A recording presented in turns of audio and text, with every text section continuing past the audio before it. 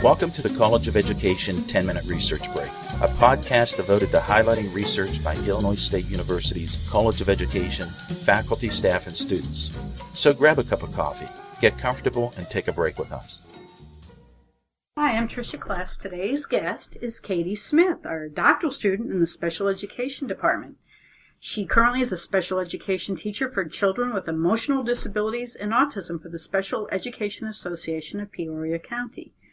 Her master's thesis topic focuses on the self-efficacy of teachers who work with students with the Autism Spectrum Disorders and in the general education classroom. Welcome, Katie. Thank you for talking to me about your thesis, which the college nominated for the university's Fisher Thesis Award this year. Thank you very much. And so I'm real excited that you're one of our finalists. We'll find out later this semester if you were picked for the University Award. But to start, for the listeners, could you help describe what autism spectrum disorders are in terms of the range? Autism spectrum disorders are kind of listed or categorized as an umbrella, with underneath that umbrella falls autism, Asperger's, pervasive developmental disorders not otherwise specified, Rett disorder, and childhood disintegrative disorder. So it's really, when they say spectrum, it really is a spectrum. You have one end to the other. And if you've seen one kid with autism, you've seen one kid with autism. So they're all going to be different from each other. So it's really a variety of disorders we're talking about, not one thing. Absolutely.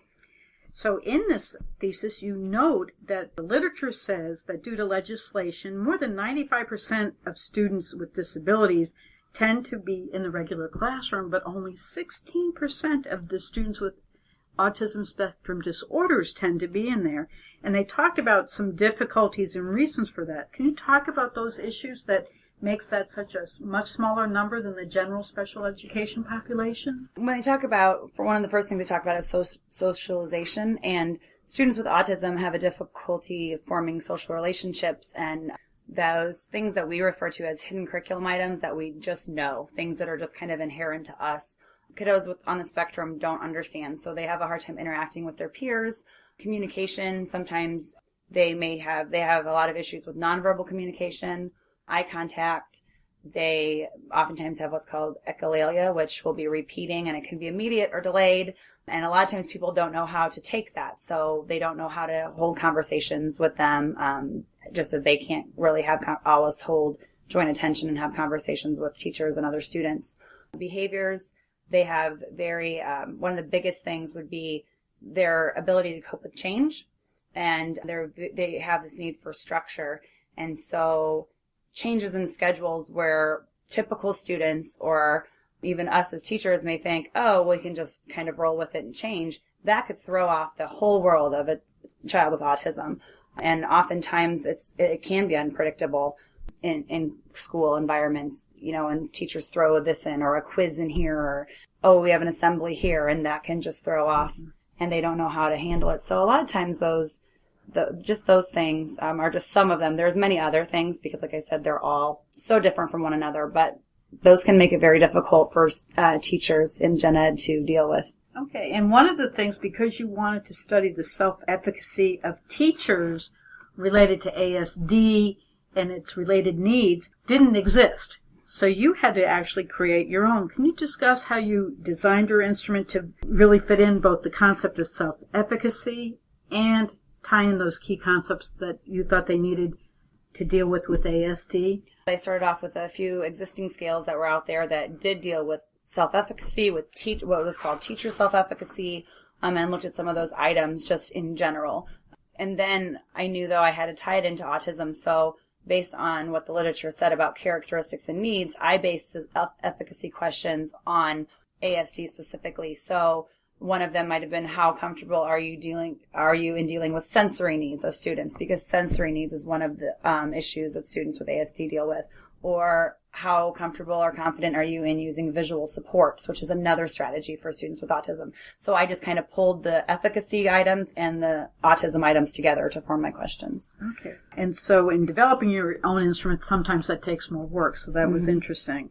Now, the results of your study indicated that overall, the sample of teachers who you surveyed agreed that ASD can be successfully included in the general ed classroom, that they were comfortable with the necessary supports, and that general education teachers actually felt more comfortable and confident than the special education teachers felt comfortable about gen ed teachers, correct? Yes. Can you talk about results? Because I thought that was surprising. You might not have. It was very surprising, actually. My chair and I actually looked at the results, and we both kind of went, huh? And we had to think about it, and it took us both a while to wrap our brains around it. But when we started getting into a discussion about it, one of the big things that came to my mind was you don't know what you don't know, and you do know what you do know. And I think for gen ed teachers, maybe some of their confidence comes in ignorance is bliss. They don't really know what. They say, sure, I'm confident, because they don't really know what to expect. And they may think, oh yeah, I can deal with these behavioral needs, but maybe they've not really dealt with it before. So they don't really fully know what is coming, versus where as a special ed teacher myself, and I think of my own students and my confidence in including them. And I think, they, in my four walls of my classroom, I'm great. I can handle it. I can handle these strategies, but can they be successful outside these walls?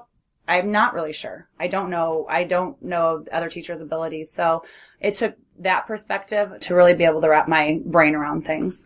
And so you had some recommendations for future research based on what you found this time and rethinking what those results might be. Can you share some of the recommendations you think that would be a good follow-up? One of the big ones that there's a couple that stood out in my mind. One of them was really kind of looking at following up with a study that was more specific in the characteristics of these kids, because we kind of looked at it as one large heterogeneous group, but maybe to focus in on how comfortable are you addressing a child who may throw a chair in response to stress versus a child who might just talk out and get out of their seat. There's a big difference. Yes. So being more specific with those kind of characteristics. And the other direction I'm really interested in looking, and I'm possibly going to hopefully go that way with my dissertation, is looking at training of teachers, particularly teacher prep programs in, higher ed. So looking at what needs to be done and incorporated to train these teachers to be more prepared to deal with the needs of students with autism. And what did you learn from doing your thesis? Many students have the option of picking extra credit hours or a thesis option, but for you, what did you learn from doing a thesis?